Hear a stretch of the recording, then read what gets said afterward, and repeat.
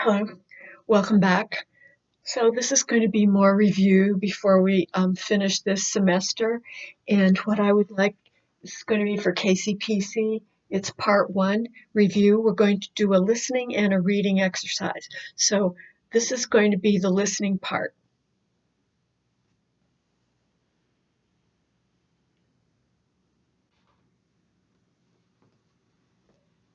Page 90, exercise 2. No looking. The Smart Shopper. Dear Smart Shopper, I'm a jewelry lover and I enjoy shopping online. Unfortunately, I just bought a pair of gold earrings that I don't like. When I tried to return them, I learned that the seller has a no return policy. Don't I have the right to get a refund? Mad Madeline. Dear Mad Madeline, if the merchandise is defective, the seller must return your money or make an exchange. However, if the merchandise was in good condition when you received it, and if the retailer has a no return policy, there is nothing you can do. This is true for store purchases as well as internet purchases. In the future, here are some questions you should ask before you buy anything. Does the seller say satisfaction guaranteed or your money back? Is there a time limit on returns, such as 2 weeks? Who pays the shipping costs on items that are returned? Do you need to return the merchandise in its original package? Is the original receipt required? Does the retailer give a store credit instead of a cash refund? If the retailer has a store in your area, can you return the merchandise to the store instead of shipping it? Next time, find the return policy on the merchant's website and print it, or ask the merchant for the return policy in writing. It's important to get all the facts that you need before you buy. Smart Shopper. Okay. So how many people understood everything? I have a feeling there are a few little phrases in there that might have been kind of tricky and difficult to understand, which is why I chose this one. So this time I would like you to please open your books to page 90 and listen and read along at the same time to see and find out those places that you might have missed.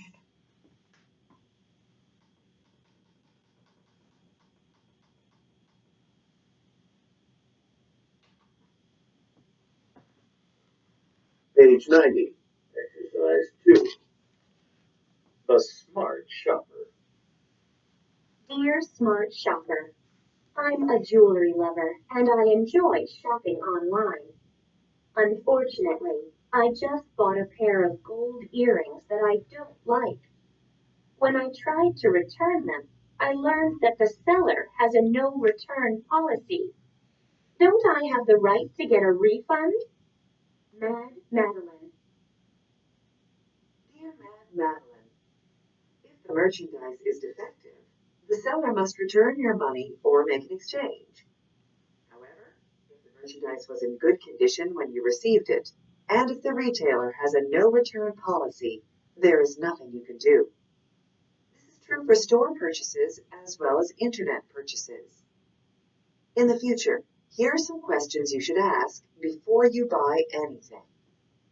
Does the seller say satisfaction guaranteed or your money back? Is there a time limit on returns, such as 2 weeks? Who pays the shipping costs on items that are returned? Do you need to return the merchandise in its original package? Is the original receipt required? Does the retailer give a store credit instead of a cash refund? If the retailer has a store in your area, can you return the merchandise to the store instead of shipping it? Next time, find the return policy on the merchant's website and print it, or ask the merchant for the return policy in writing. It's important to get all the facts that you need before you buy. Smart Shopper. Okay, so hopefully the places that you may not have understood are now clear to you. So let's turn to the college and career readiness section of your book, and we're going to read page 157.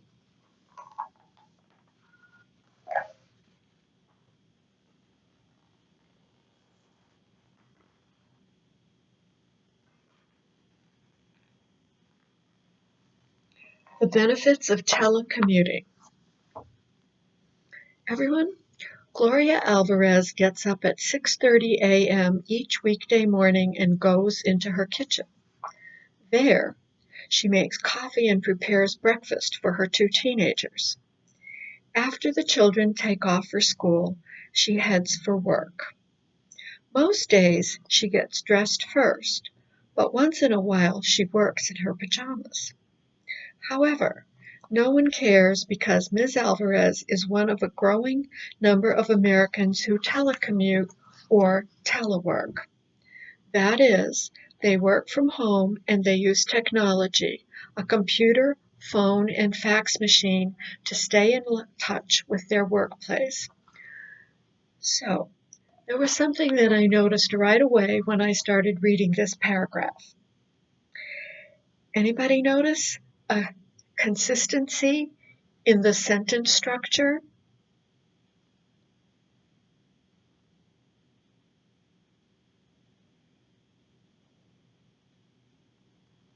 Well, I noticed little introductory phrases to almost every single sentence.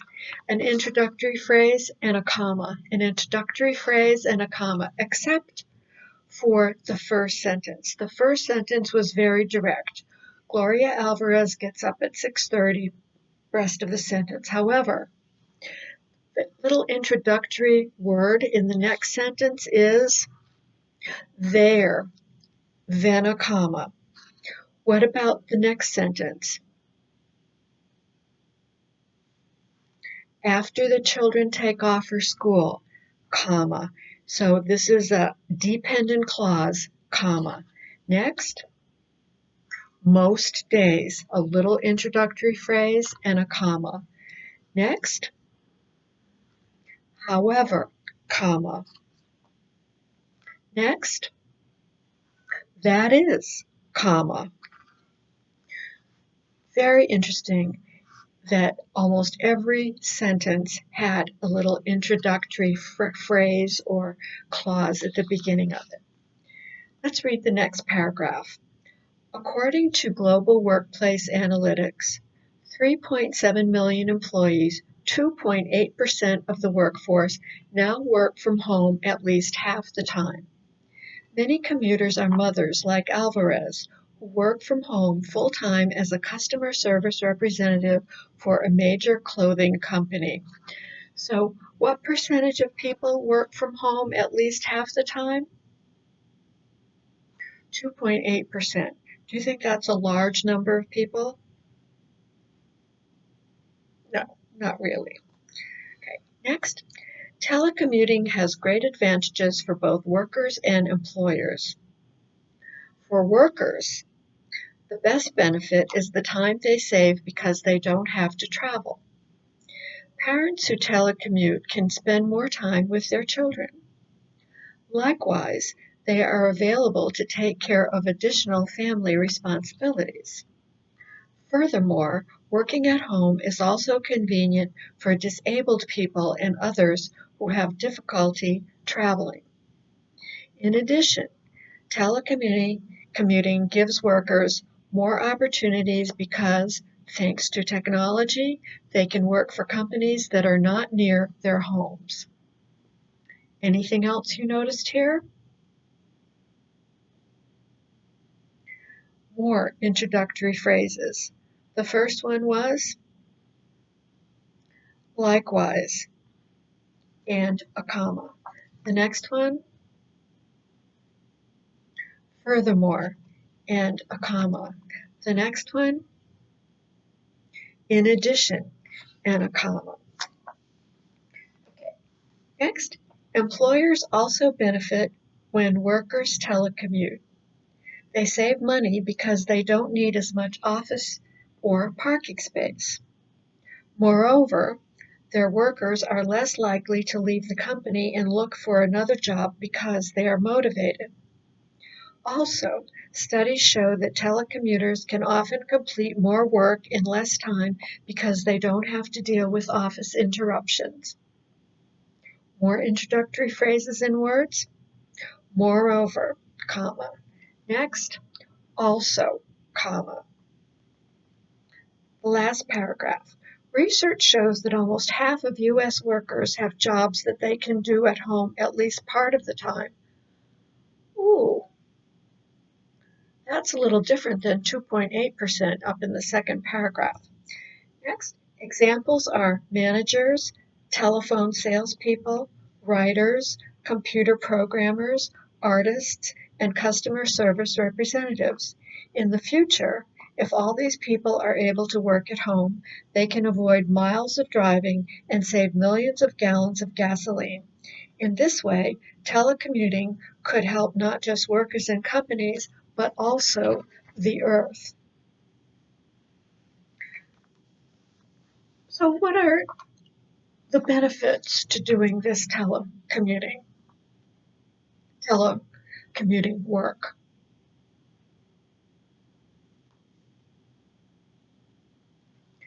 Time saved because they don't have to travel.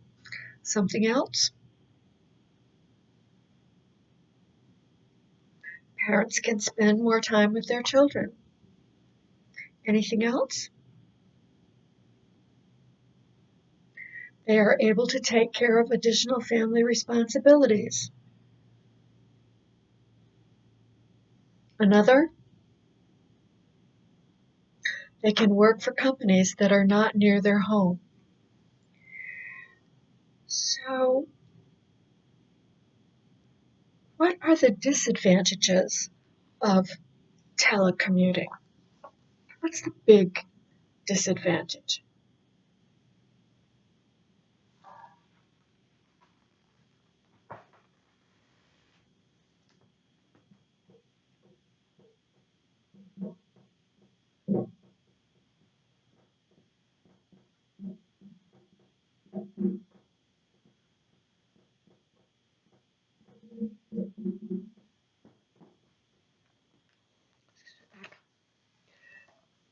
So, isolation.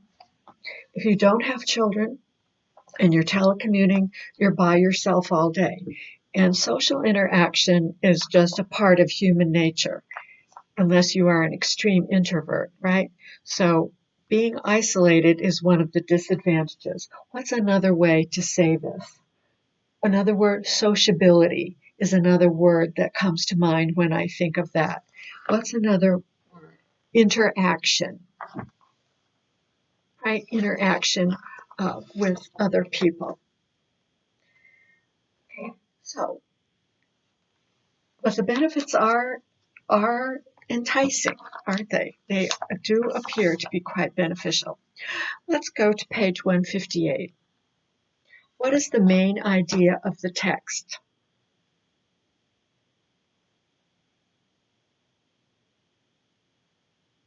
Explaining telecommuting. According to the article, what are the benefits of telecommuting for workers? So we already went through that. According to the article, what are the benefits of telecommuting for employers?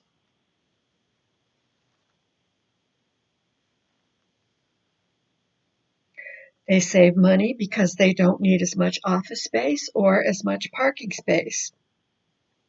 Another,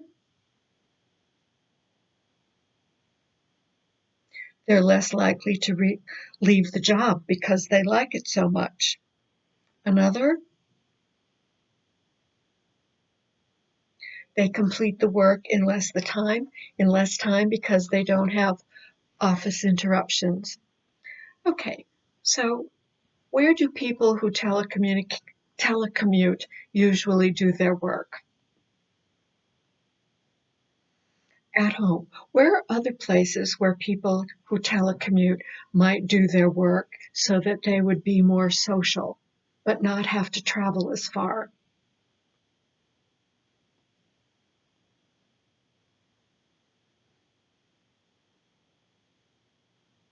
So they could do it at the library, Another place, a coffee shop.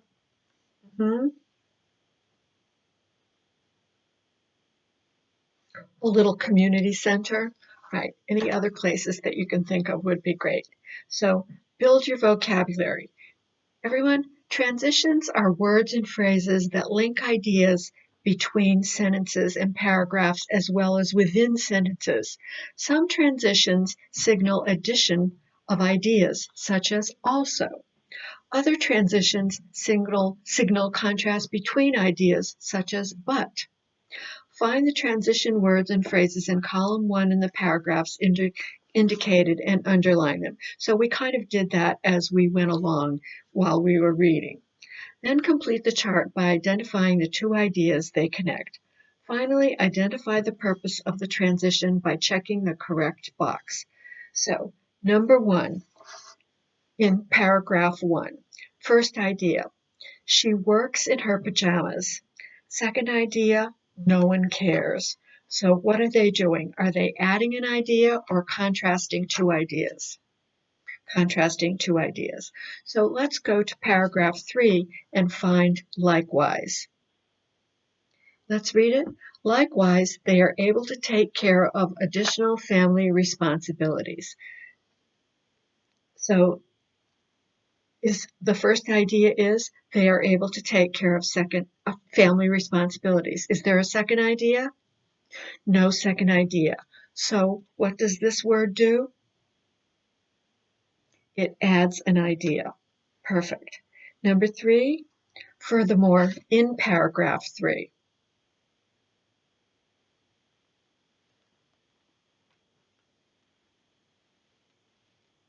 Does this add an idea or contrast two ideas? That's right. It adds an idea. Okay. Number 4, in addition, paragraph 3. Does it add an idea or contrast two ideas? Adds another idea. Number 5, moreover.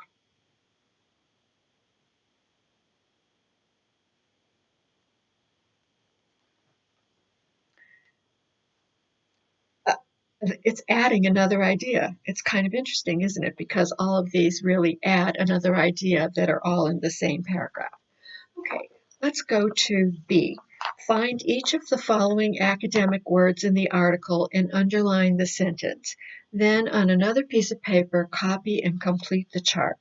So the first word is available. Let's find it in the sentence. What does it say here? Are available to take care of family responsibilities. So the part of speech is that it is an adjective. The dictionary definition of available is free and uncommitted. Your sentence, I am available to meet with you tomorrow. Let's go to benefit.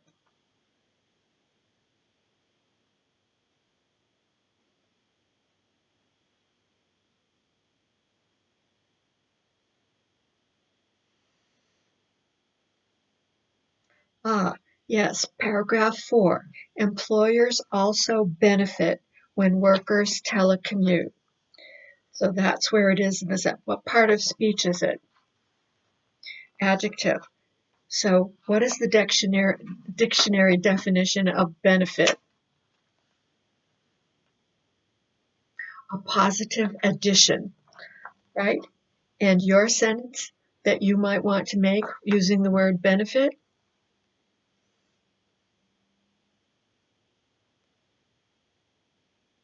Would you like these benefits if you had a job? Right? Would you benefit from telecommuting? I would benefit from telecommuting. Okay. The last word, major. Let's just do the definition. What does major mean? That's something that is very, very important. Okay, so the next word is motivated, and this is all the time we have.